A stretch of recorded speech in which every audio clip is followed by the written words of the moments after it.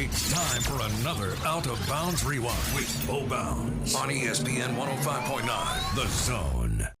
Steve, now that Chris Parson pulled the trigger for MSU and Leach, what could that mean for their recruiting class?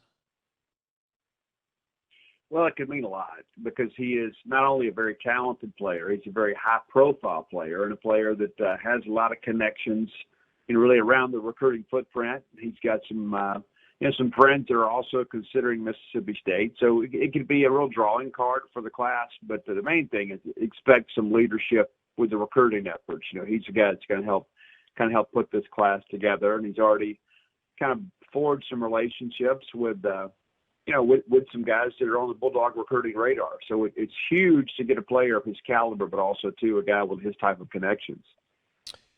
How many receivers do you expect them to take in this class?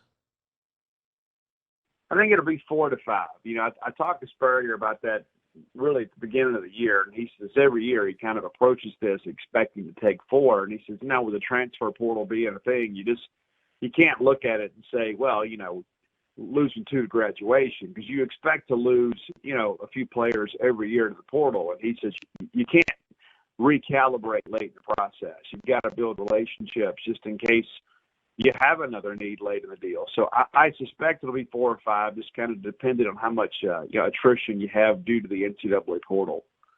Don't miss one moment of the Out of Bounds Show with Bo Bounds. Weekdays, 7 a.m. till 10 a.m. on ESPN 105.9 The Zone.